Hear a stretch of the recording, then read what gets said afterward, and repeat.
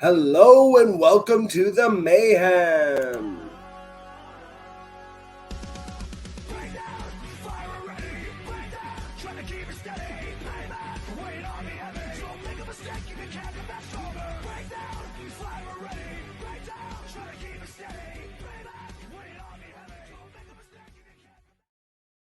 Ladies and germs, gals and ghouls, jokers of all ages, welcome into Mayhem Mondays. Welcome to this brand new show coming to you weekly.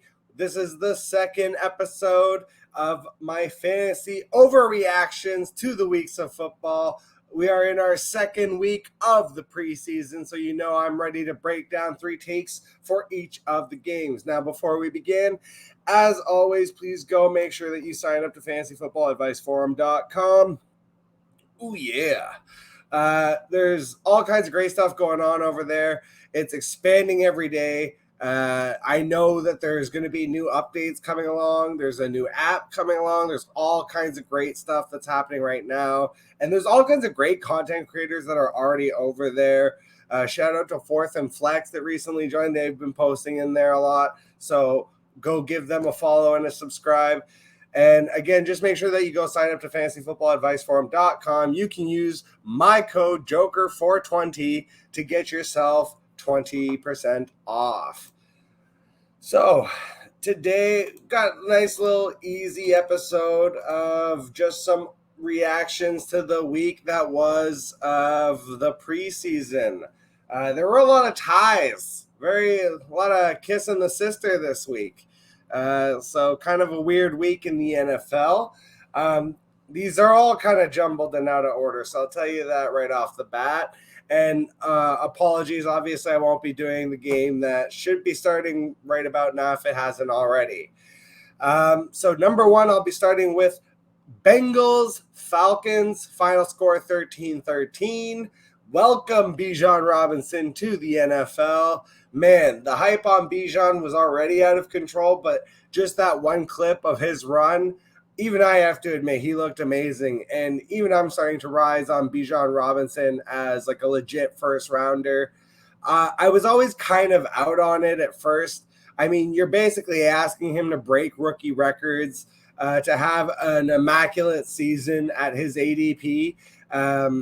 And so I don't necessarily see a ceiling, but I'm starting to think that he's going to hit the floor of 1,500 all-purpose yards, which is basically what you're going to need for him to produce, to give back on his ADP of he's going in the middle of the first round. He's going as basically the third running back off the board, which I think is a little bit foolhardy. Me personally, I would rather have Nick Chubb, but I understand the hype on Bijan, and he looks amazing, and I think the pass catching is definitely going to play a factor.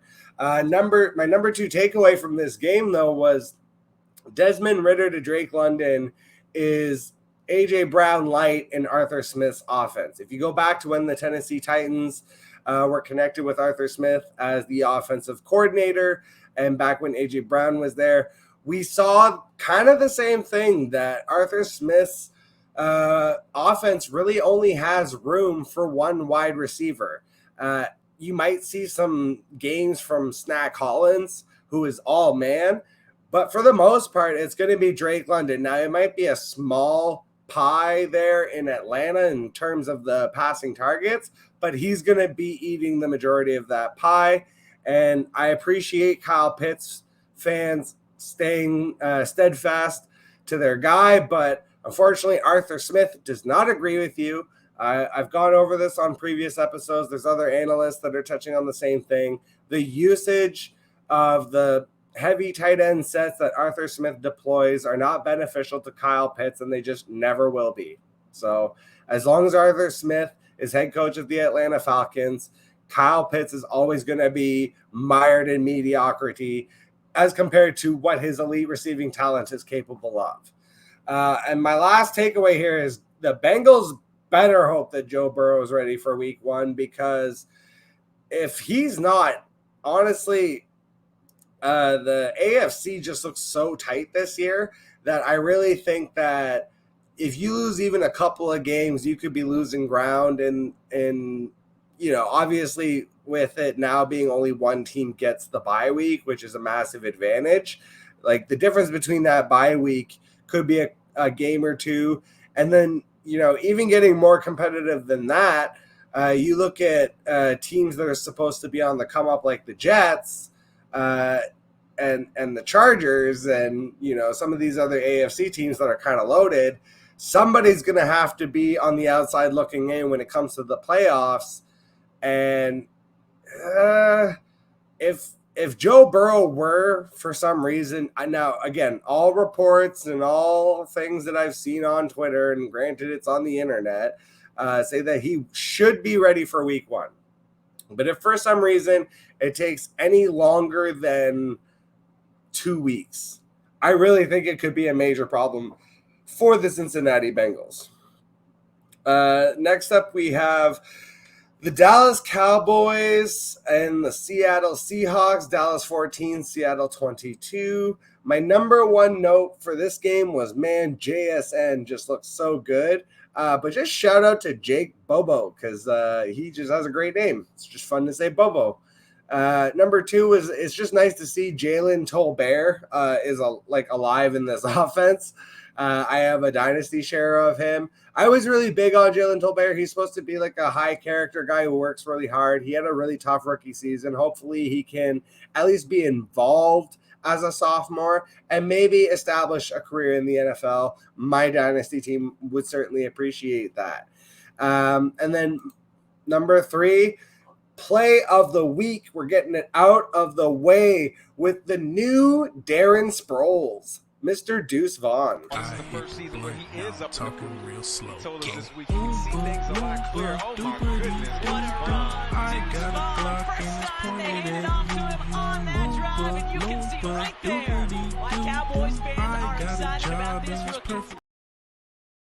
The celebration is just so funny with Deuce Vaughn. Like, hey, thanks, I appreciate it, guys. Oh yeah, like, oh man, he just looks so funny on the field, but it's great for football, and I do think that he's going to have a role in this offense. He does strike me as like a Darren Sproles kind of replica, and Tony Pollard's not going to shoulder this load alone. So I definitely think Deuce Vaughn provides some explosive play from your flex spot in very deep leagues. Granted, you got to be in like a 16-team dynasty like the one I'm in. But if you're in such a league and you drafted Deuce Vaughn, I would be very excited about it. Next up, Raiders and Rams. Raiders 34, Rams 17. My number one takeaway from this is Aiden O'Connell looks good again. I mean, he went 11 of 18, 163 yards, 2 touchdowns, and just leading right into the second takeaway, the Oakland Raiders. Again, the Oakland Raiders and the San Diego Chargers, I'll never be able to get that out of my mind. I'm just stuck in the 90s. Apologies. The Las Vegas Raiders just overall are looking way more solid than I ever expected. I had mentioned this on last week's episode that I kind of had them as like a dark horse where potentially they were going to crater and be one of the worst teams in the NFL. And I've kind of gotten away from that take. It's not just, now we're hearing reports that Josh Jacobs could potentially show up. If that happens, if Jacobs does show up and you have Devontae Adams, you still have Hunter Renfrow, you still have Josh Jacobs at that point. The offensive line is decent. I think Jimmy Garoppolo can do some work with this team, and Aiden O'Connell has shown that he's at least a competent and capable backup. He might be able to do some things in some NFL games. So I'm not sold. I'm not on the train now of if Jimmy G gets hurt, which is totally possible. I don't usually like to tag players as injury prone, but there are players that have shown a propensity to be injured. Jimmy G would be one of them. I had kind of hinged the hopes of the Raiders' success on Jimmy G, and I don't necessarily believe that anymore because I do think Aiden O'Connell has been that good through 2 preseason games that, again, I'm not saying that he's going to take over as the starter and be better than Jimmy G, but I think he's shown that he can be a viable backup. And then speaking of viable backups, I thought Stetson Bennett looked solid too, and that's again 2 weeks in a row for him. When you're talking about these late third to sixth round rookies, like these rookies that they took late that are showing out in the preseason, and then you've got Bryce Young and CJ Stroud are still kind of putzing along. Not really a good look for those teams right now. Next up, Tampa Bay Buccaneers, New York Jets. Tampa Bay 13, Jets 6. Man, Zach Wilson just looks like he's having so much fun. And he just keeps talking about Aaron Rodgers like he's like an idol, a big brother, a father figure. I mean, like, just listen. Here's a little clip of from the press conference after the game. Zach Wilson just gushing about Aaron Rodgers. Things I'm trying to copy. He has an insanely quick release. He doesn't drop the ball at all. His arm slot's not super high, and so those are definitely things I'm working on in my game. How quickly can I get the ball out of my hands? And I would say that's where some of that comes from. And he mentioned, like, I've been watching him since I was 8 years old, and he's leading the locker room, and he's providing me mentorship.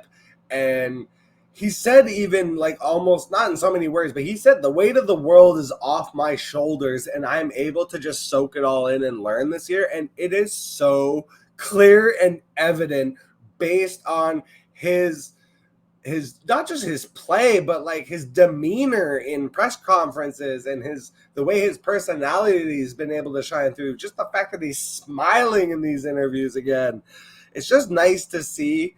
I generally root for the success of people in the NFL. I don't usually root for people's downfalls. That seems like a weird thing to do. To me, it's nice to see Zach Wilson is just having a good time playing football. And, he acknowledged even like, I'm lucky to be in this position. And I think he's appreciative of getting to learn from Aaron Rodgers, his idol.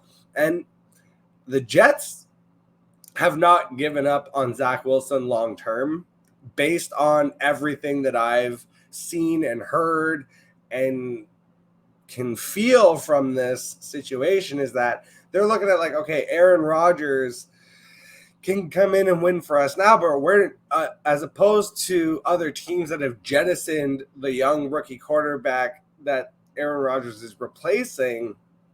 Aaron Rodgers being kind of cut from a different mold has come in and has very much taken on a mentorship role. It would be kind of amazing if, and again, this is like obviously predicting like a very distant future, but like imagine a future where Aaron Rodgers wins a Super Bowl with the Jets, okay? And then ultimately retires in like 2 years. And then kind of, Zach Wilson takes over and has a couple decent seasons. He looks okay, but they're obvious, like they're like maybe like not quite getting to the playoffs or like getting to the playoffs and losing in the first round kind of thing. And then lo and behold, all this time we find out like, oh, Aaron Rodgers has actually been like learning how to be a coach, like a legitimate coach. He's been coaching high school or coaching college or some kind of, smaller format. And then all of a sudden, Aaron Rodgers shows up as either the quarterback coach or some kind of like offensive coordinator assistant or, some kind of coach in New York.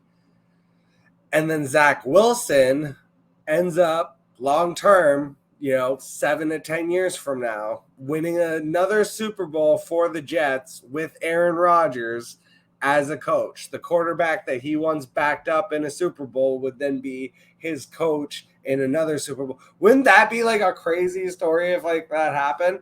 So, if that happens like 10 years from now, I'm pulling up this tape and calling myself a wizard. Just saying.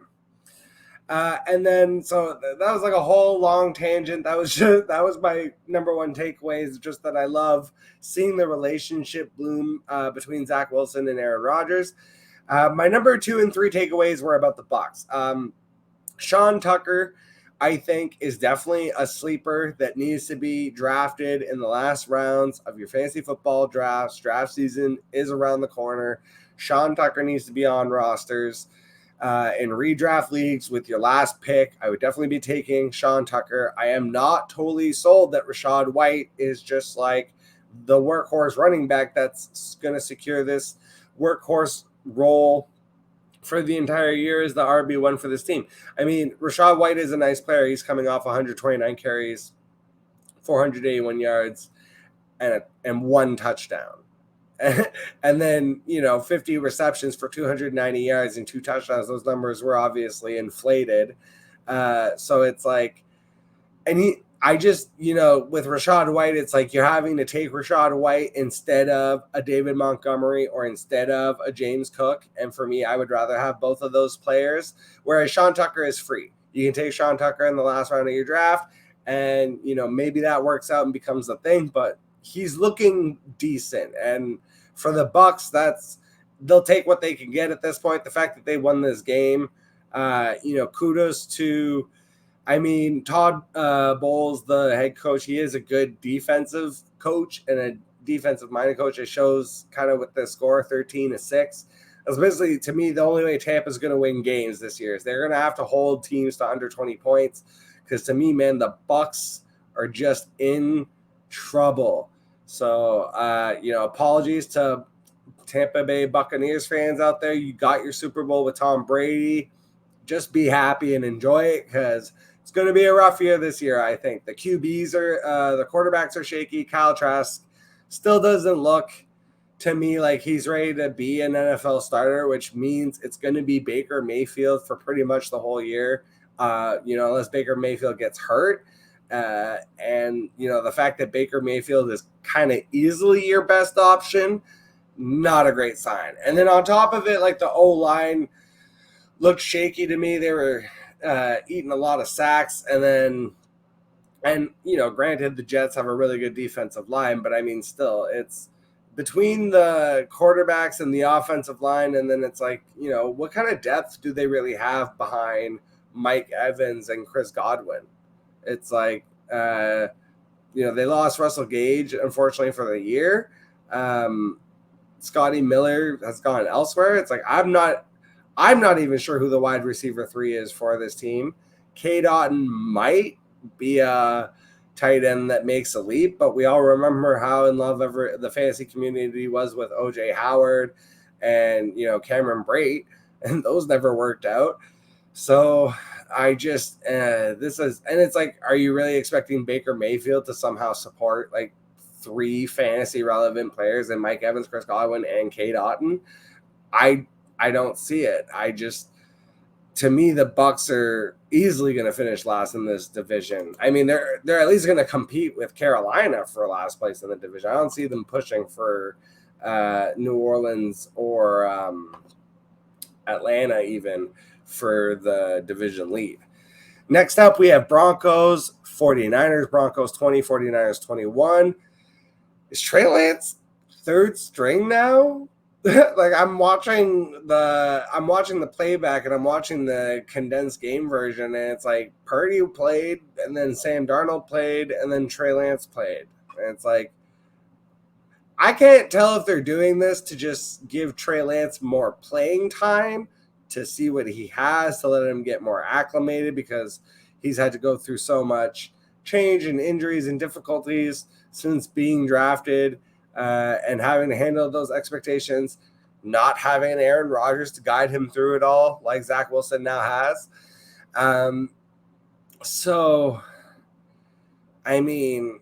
He did hit a nice strike to Cameron Latu, who I really love as a dynasty hold. He's not going to be applicable to this year. George Kittle's still the man there, but just, heads up for Cameron Latu, down the line. Make sure that you have him as a deep dynasty stash. But getting back to Trey Lance, it's been all over Twitter, just I think the fall from grace and kind of the mockery of, well, they traded so many picks and they could have just had Justin Fields and Look, with the NFL, you never know. You got to take your shot on the guy. But at this point, it's like the hate has gotten so much that it's like, I kind of agree that I don't believe that Trey Lance has really gotten a fair shake to really see what he has at an NFL level. But at the same time, I don't know that he's going to be able to get that fair shake in San Francisco. It might just be better for everyone involved there to part ways. So I guess we'll have to monitor closely this situation. It seems to me like Brock Purdy is clearly established as the starter, which is kind of crazy. The Mr. Irrelevant pick. I mean, he won over the team last year and he played well. But at the end of the day, he was picked in the 7th round at the 32nd slot for a reason. And Sam Darnold, again, Sam Darnold he had to deal with Adam Gase in New York, similarly to it's like judging Trevor Lawrence for having to deal with the Urban Meyer. It's like if you were to judge Trevor Lawrence only on the Urban Meyer, you'd call him a bust too. And then he went to Carolina, who went through a change of ownership. So it's like, honestly, this is probably the first stable situation that Sam Darnold has found himself in. So it wouldn't even shock me if he was able to take over the starter job, which is why in Superflex I have a lot of really late shares of him. Maybe that's just me kind of wish casting that into existence, but you never know. And then Jake Moody, have yourself a day, man. Jake Moody looked really good, the rookie kicker for the San Francisco 49ers. They took him really high, so you just kind of don't want to see that turn into a Roberto Aguayo situation. And then number 3, science is crazy. Look, I have to eat crow, and I'm going to have to eat crow all year because there was absolutely no way that I thought Javonte Williams was going to be ready week 1. With the gravity of his injury that he suffered, I did not think that there was any way that he was going to be ready week 1. He was out there, and they're like, oh, he's running. And I saw clips of him running. He's wearing a Stone Cold knee brace. But no, he was out playing in this preseason game, which is crazy to me still. He had a catch. He went out and had a couple runs. He said in the press conference after, I really just wanted to be able to take some tackles. For me, that was kind of the last stage of my rehab to make sure that I was okay. And so far, everything seems okay. Partly because I got burned last year and partly because I still don't believe that the team is going to want to give him a full workload through the beginning of half of the season, and it may take him a while before he becomes fully acclimated to the workload that he was used to seeing. And again, that there is always, unfortunately, a risk of re-injury when you're talking about a major injury like that. I'm still very hesitant to draft Javonte Williams, but I'm no longer telling people oh, that's a wasted pick, because that's how I felt very much was that he was not going to be available for at least until week 8. And so the fact that he's already taking snaps and carries in the preseason and looking decent doing so, man, again, science is crazy. So shout out to Javonte Williams. It's also just on a human level, it's really cool to see him come back from a devastating injury. I was never rooting against him. I honestly didn't believe it. I mean, you look at the history of running back injuries, especially, and it's I can't remember, the last person that came back from an injury that surprised me that much might be Adrian Peterson, who ran for 2,000 yards. So maybe Javonte Williams is about to run for 2,000 yards? No, probably not. But it's just nice to see him back on the field, and feeling and looking capable. So that was just really nice to see. Next up, we got Packers, Patriots, Packers 17, Patriots 21. Bailey Zappi. I think the reason the coaches like him so much is because he does have a quick release. He really zaps the ball out of there. It's kind of fits his name perfectly. As opposed to Mac Jones, who does kind of, he's looking for a play develop and therefore holding the ball a little bit long and therefore eating sacks. And already the pass blocking just in general kind of looks meh for the Patriots as compared to their run blocking, which is much better. I think that's why like the coaches know like our pass blocking isn't as efficient as it could be, and therefore to mask that we need the quick release passing game, and that's more Bailey Zappi than it is Mac Jones. So we could see a similar situation to last year where Mac Jones ends up getting benched for Bailey Zappi. Wouldn't be totally crazy. I guess we'll see how it plays out. For now, it seems like Mac Jones is still the incumbent starter. But if they start losing games, I could see Bill Belichick getting impatient and making that switch. My number 2 takeaway for this one was I'm still in on Ramondre Stevenson, even with the Zeke signing. Now, generally speaking, I just haven't been in on Ramondre Stevenson at ADP for the most part, just because the way I build my teams, he just kind of usually doesn't fit my roster. And I still to this day struggle to draft New England running backs. Like, it's just Bellatrix is a real thing. It's like Shanahanigans. Those are two like real things that you kind of have to be wary of. Now, I just think though Ramondre Stevenson is so talented that he will overcome. He's explosive. He's a good runner in between the tackles. He's a good receiver. He's a good all-around player. And though Zeke obviously will negate some of those goal line carries and some of the maybe volume touches, I still think Ramondre is capable, more than capable, of having a very good fantasy season, because I think that's like, the Patriots kind of want to zig when everyone else is zagging, and, the league has moved to this kind of passing offense. And it would not shock me at all if the Patriots were very much trying to grind into 1,000-yard rushers. Not saying that like Zeke is going to get 1,000 yards or anything, but I'm saying that like the Patriots are going to feed them that way, in the sense of like, I could very much see several games where Ramondre has 20 touches and Zeke has 15 touches. Like, they're going to lean on the running backs, I believe, as opposed to the quarterbacks to win these games, especially in a tough AFC. And then my number 3 takeaway, Jordan Love is the real deal. Like, Romeo Doubs ended up stepping out of bounds, so it didn't count. But, man, the 50-yard bomb that he had to Doubs, and just the chemistry that he's already showing with Romeo Doubs, who would be his number 2 wide receiver behind Christian Watson. The fact that Jaden Reed is making plays in the preseason and could be making those plays in the regular season. The fact that he's got Aaron Jones coming out of the backfield. The fact that there's positive reports about the rookie tight end Luke Musgrave. Everything coming out of Packers camp is basically positive right now.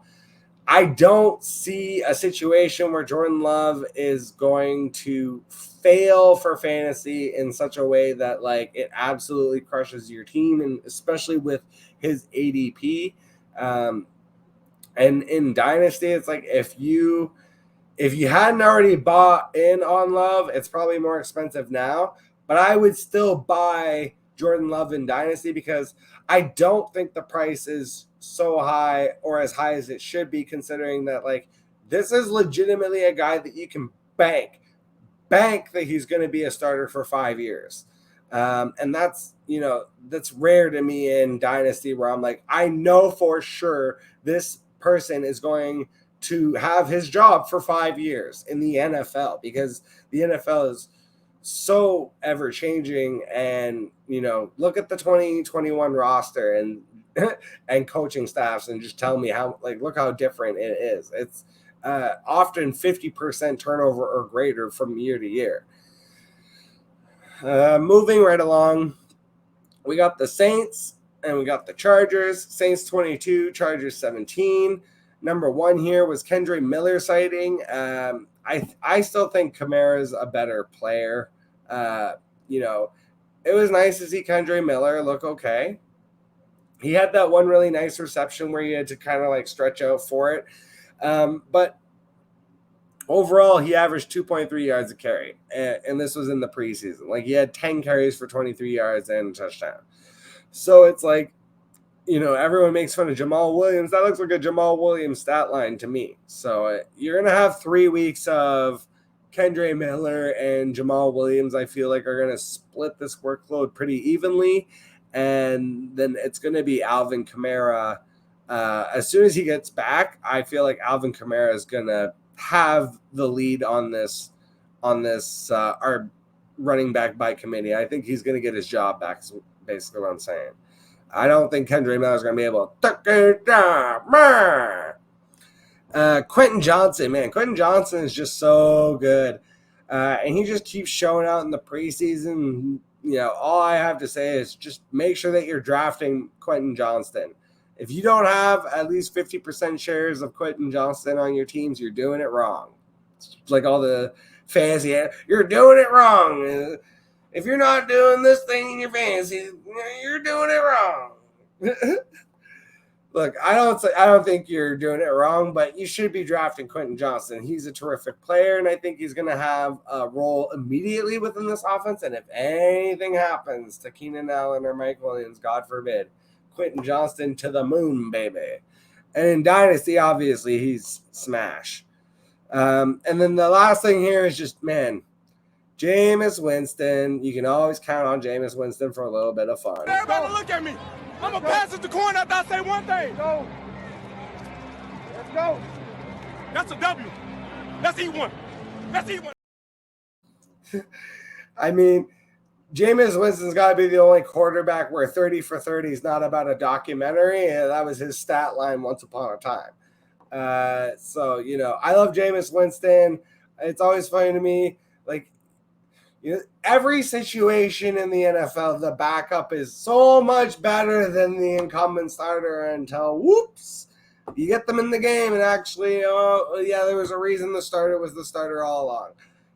People just have this weird hate for Derek Carr because he's kind of like a boring, safe option, and I get it. I think Derek Carr is a better quarterback than Jameis Winston. And it's not to say that I think Jameis Winston is terrible. I just think Jameis Winston is inconsistent, has been inconsistent throughout basically his entire career. Next up, we got Bills Steelers. Speaking of people loving the backup too much. Oh, by the way, score Bills 15, Steelers 27. The Najee Harris, Jalen Warren thing has gotten completely out of hand. Steelers fan. I've been a Steelers fan my entire life, since I was 8 years old, and I am a proponent of change. It's actually one of the things that has always driven me crazy about this organization is that I find them to be stagnant in many of the ways that they operate their football team. They are staunch and steadfast. They are stubborn. They are not going to change. One of those things and one of those facts of life is Steelers are going to Steeler. They're going to have a workhorse running back. Najee Harris, whether you like it or not, is that workhorse running back. Even in the preseason, the splits have been 70-30. Last year, through the end of 2022, the splits were 70-30.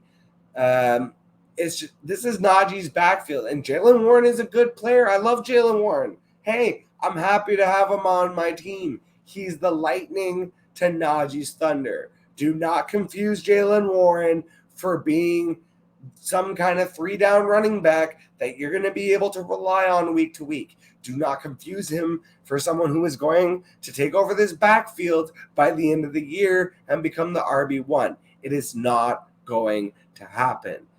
If it does, I'll eat that towel. Obviously, no, I'm not going to eat the towel, but it's just, there's no way that I foresee that happening. I don't think you guys realize too, Tomlin is completely in love with Najee Harris. Najee Harris, if Mike Tomlin went to bed at night and dreamed up a running back that was perfect for his team, the running back that would come out in the morning would be Najee Harris. Again, Jalen Warren is a fantastic player. He's an excellent accoutrement, but he is not going to negate Najee Harris being the workhorse running back for the Pittsburgh Steelers. And, speaking of guys that like people are down on, Gabe Davis is another one. This is my number 2 takeaway. Gabe Davis, and it's so funny because like fantasy footballers, it almost feels like I'm just copying them because they were literally talking about it on their episode today, and I was like trying to dig and find like because I know I had an article or a show where I said basically the exact same thing, was that Gabe Davis's catch rate was only 50%. If you just have him improve his catch rate to 65%, he finishes as a top 20 wide receiver or better. And, with his ADP, he's definitely, to me, going to outproduce his ADP. And a lot of times when you have like the breakout guy that everyone is banking on in the sophomore season and it doesn't happen, it happens the next year. So I'm still very much in on Gabe Davis, and really you should be too. And then number 3, Dalton Kincaid he looks good. And I think that he could maybe break the record that Kyle Pitts set not that long ago, really. I actually don't know if Kyle Pitts broke Mike Ditka's record. I think he just cracked 1,000 yards and was like the first rookie to have done it in a long time. I'd actually have to double check that. I'm pretty sure actually Ditka's record still stands. So either way, I'm trying to say that I think Kincaid potentially could set the NFL rookie record for tight end receiving yards this year. And, I was kind of concerned about, I thought he had Mike Williams syndrome where every time he was catching the ball, it looked like he was coming down like a ton of bricks. But as I've seen through the preseason so far, it seems like he's been able to kind of like actually avoid contact, take a little better care of his body. If he's able to do that and stay healthy, then sky's the limit for Dalton Kincaid. We'll brush through these last ones here because I'm kind of dragging a little bit. Dolphins 28, Texans 3. Number 1, this is a muddled backfield. I love Devon Achane. I was really hoping he could be my breakout guy. But, man, we got a Salvin Ahmed sighting. They still have Jeff Wilson, Raheem Mostert. You got Pee Wee, Myles Gaskins. And that's the final truth. So it's like, I love Achane, but a lot of this is making me really nervous. And I got to admit that I've kind of backed off of drafting him. And I've started taking other safer options at that ADP. Part of it, too, is just I already have so many shares of him everywhere. It's like I really had to be like, okay, I should probably stop doing that just in case it bites me in the butt. Number 2, CJ Stroud looked better, but the struggles continue. But last week when I did this show, I thought Davis Mills and Case Keenum looked pretty good, almost enough to compete with Stroud. Davis Mills then completely flopped this week, only went 10 for 22, less than 50% completion rate. So to me, this is Stroud's job pretty clearly going forward. And then we have IDP shout out to Will Anderson, who had the sack and the fumble. Man, he looks good already. And in any kind of IDP formats, he's a value because he has the dual eligibility of being able to play as a linebacker and a defensive lineman. Very important, especially since sacks are king in IDP. That's where you get a lot of your points. Feels like I'm losing my voice almost. All right. Jacksonville Jaguars 25, Lions 7. Number 1, Tank Bigsby is a big boy and looks like a tank. Number 2, Nathan Rourke, the Maple Mahomes, looked good again. Shout out to the CFL. Most Outstanding Canadian Award recipient from last year. He went 10 for 12 for 121 yards. And then shout out to Craig Reynolds. Craig Reynolds had 12 touches, and then he had eight carries and 4 receptions. Kind of led the Lions. If you watched Hard Knocks last year, he was kind of a nice story. So I just appreciate Craig Reynolds and what he was able to do for the Lions. Next up, we had Browns Eagles. This was another one of the ties, 18-18. Look, I know none of us are a big fan of Voldemort. Harry Potter is dead! And now is the time to declare yourself dead! I get it. I'm not a big Deshaun Watson fan either. But can we calm down with the DTR hype, with the Thompson Robinson kid? Like, he went 13 for 25 for 164 yards. Like, let's just calm down on the hype, acting like he's going to take over the starting job from Deshaun Watson. They're paying Deshaun Watson $200 million. They didn't draft DTR to come in and take over the job. They very much drafted him to be a backup because he obviously fits a similar mold to what Deshaun Watson is able to do. So, I mean, hey, it's great he's showing out in the preseason. He's locking down his job as the backup.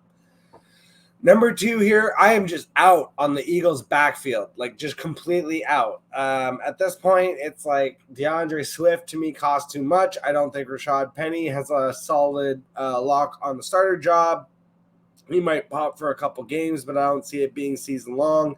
And obviously with the injury history too, I mean, look, in this preseason game, the best player was Trey Sermon, who I completely forgot even existed. So it's like the fact that Trey Sermon can come into a preseason game and have 5 for 54 and a touchdown, that's because the Philadelphia Eagles ultimately are one of these teams where the running back sadly doesn't matter. They are the argument essentially to why you don't need to pay running backs anymore, because I feel like they can succeed with pretty much whoever they put out there. So whoever ends up being the starter is going to be a value. It's just, I feel like we're not really going to know who that's going to be through the season.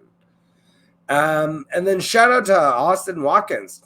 You know, he just had a great preseason game, went 7 for 139 and a touchdown. Next up, we got Panthers Giants. Jalen Hyatt is the best wide receiver to own on the Giants, in my opinion. I think Isaiah Hodgins and Darius Slayton will line up on the outside. And then you have like the collection of 5,000 slot receivers in Wan'Dale Robinson, Sterling Shepard, Cole Beasley, et cetera, et cetera. Jalen Hyatt to me looks like the best of all of them. And, man, that touchdown that he had, just the separation he got from the defender, that was just, ooh. So I'm really high on Hyatt, and I've been drafting him a lot more. Darren Waller, though, is the clear main weapon for this team, even like as a decoy. They had a touchdown to Daniel Bellinger where it was Darren Waller on a clear out that basically had 2 guys covering him, and Daniel Bellinger just came on a simple underneath route and was wide open, walked in for an easy touchdown, basically. That was all Darren Waller. Darren Waller is the one drawing that coverage. If not for him, there's a linebacker covering Daniel Bellinger. And then the other thing is the Panthers need to stop protecting Bryce Young, in my opinion. Like, just let this kid play in the preseason. Let him take some lumps in the preseason and get ready for the regular season, because the last thing I think any of us want to see is Andy Dalton start week 1, which honestly to me is starting to seem like a potentially real possibility. Next up, we got Chiefs Cardinals. Chiefs smashed the Cardinals here. Rashee Rice really had a nice game. He could be the actual PPR receiver stash for the Chiefs. I think, you know, it could also be like, look, 1 week it's Rashee Rice, 1 week it's Sky Moore, 1 week it's MVS. But what I like to see is, unlike MVS, where you're having to count on him catching 2 long balls to where it's like he's getting like 100 yards and a touchdown kind of thing. Rashee Rice had 8 for 96 on 9 targets. So just already seeing 9 targets, even in a preseason game, is definitely a good thing. And the fact that he caught 8 of them. So just showing some solid hands there, having a very high catch rate. I just think that could be the type of thing that separates him from the pack of these wide receivers in Kansas City. And then number 2, at this point, I am just out on all the Cardinals except James Conner. Obviously, James Conner, to me, feels like he's going to get volume and fantasy points by default. But the rest of this team just looks absolutely atrocious to me. If Kyler Murray is not available for at least the first 6 weeks, I don't even know that they win a game that first 6 weeks. And if they start 0-6, I don't see a reason for them to bring Kyler Murray back at all. So the Cardinals, to me, are like easily my number one bet of like, if you were to tell me like Cardinals or the field on who's going to finish last in the NFL, I know you're supposed to always bet the field, but I think the Cardinals are so bad right now that I would bet on the Cardinals, even against the field, on who's going to finish last in the NFL. I don't see another team that's looked this like where I was like already thought they were bad, and then they came out and just looked this awful in the preseason. And again, I know it's the preseason and I don't want to overreact, but Clayton Tune does not look ready. Colt McCoy is obviously just a journeyman quarterback at this point in his career. Like, this could get ugly in Arizona. And then last up, we got Bears, Colts, Bears 17, Colts 24. I don't know if I said it, but the Chiefs in the last one, it was 38-10. So, again, they smashed them. But, yeah, sorry. Bears 17, Colts 24. My number one takeaway here is that Roshan Johnson is the back to own behind Khalil Herbert. So I'm drafting Khalil Herbert first. I love his ADP and I love his involvement, and it looks like he's clearly getting the shot as the starter. But then beyond that, I am taking a shot also on Roshan Johnson, just in case Roshan ends up taking over the starting job at some point. And also, it's just really easy to handcuff Herbert and Roshan and kind of see how the rest of the preseason and regular those like first 2 weeks of the regular season play out. And if Herbert's the guy and it's very clear, I mean, you could risk moving on from Roshan or just keep him as the handcuff and just know that you've got that backfield secured. But to me, it's Roshan over Deonta. I think it already was, but just this preseason has confirmed that notion for me. And then I thought it was really funny. Sam Ellinger was doing an Anthony Richardson impersonation because he had 8 for 60 and a touchdown running the ball. So I thought that was funny. And then, Mustache Mania, baby. Went 13 for 15, 107-1. To me, he's the clear backup. He's a startable asset in the NFL, but Anthony Richardson, he looks like he came out of the phone booth and changed into Superman. So I don't see Minshew taking over the starter job, but if something happened, I think Minshew provides a capable backup and at least someone who's just easy to root for and that you love to cheer. Hey, baby, you want to come take a ride with the Mississippi Mud Flat? When it comes crashing down and it hurts inside. That's going to be it for me. Thank you so much for joining me for my Monday Mayhem preseason fantasy football takeaways.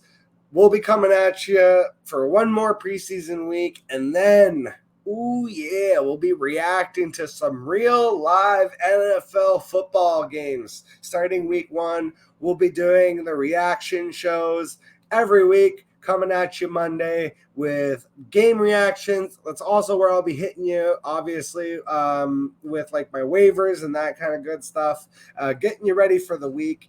And then super cool announcement.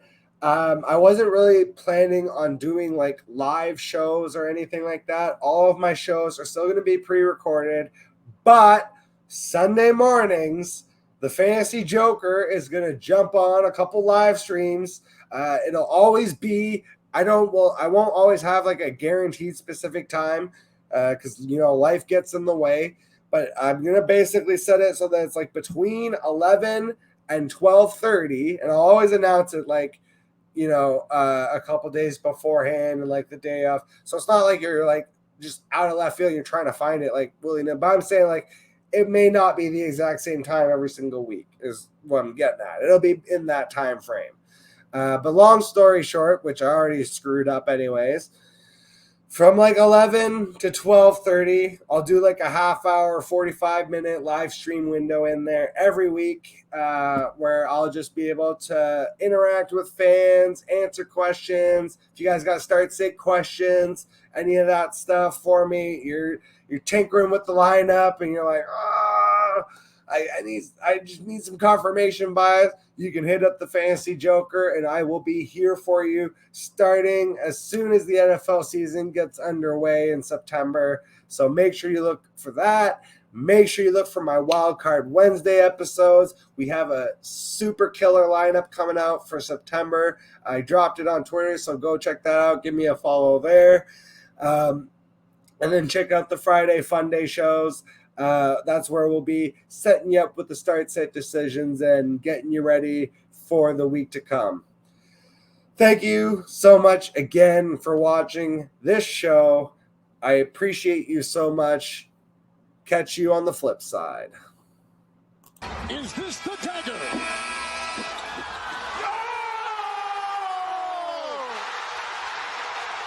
Game, series, Toronto.